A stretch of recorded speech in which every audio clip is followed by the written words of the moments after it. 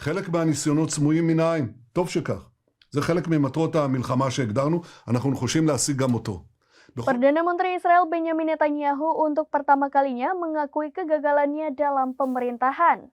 Terlebih Netanyahu mengaku telah melibatkan warga sipil Palestina di jalur Gaza untuk mengatasi Hamas.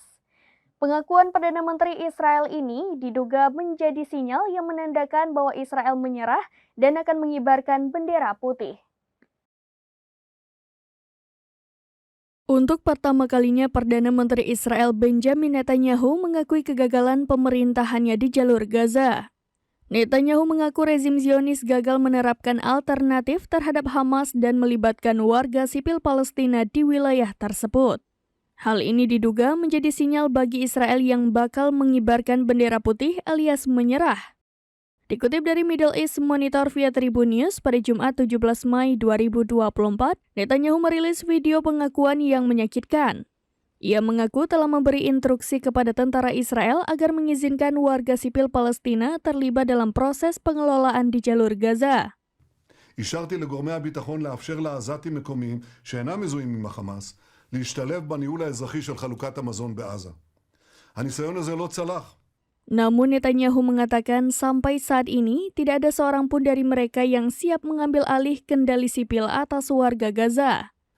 עד שלא יהיה ברור שהחמאס לא שולט צבאית בעזה, שום גורם לא יהיה מוכן לקבל על עצמו את הניהול האזרחי על עזה מחשש לשלומו. Kondisi ini diduga lantaran banyak yang merasa khawatir nyawa mereka menjadi taruhannya. Adapun dari pernyataan tersebut menjadi pengakuan tersirat Netanyahu bahwa pada dasarnya Hamas masih menguasai jalur Gaza. Sementara itu PM Netanyahu juga menegaskan pemerintahannya menolak resolusi PBB yang dikeluarkan pada pekan lalu, di mana dalam resolusi tersebut mendesak Israel untuk mengakui kedaulatan negara Palestina.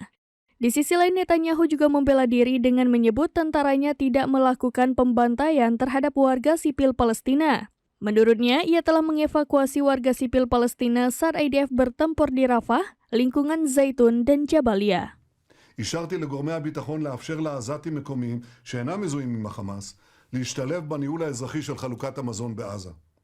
הניסיון הזה לא צלח. עד שלא יהיה ברור שהחמאס לא שולט צבאית בעזה, שום גורם לא יהיה מוכן לקבל על עצמו את הניהול האזרחי על עזה מחשש לשלומו. חלק מהניסיונות סמויים מן העין, טוב שכך. זה חלק ממטרות המלחמה שהגדרנו, אנחנו נחושים להשיג גם אותו.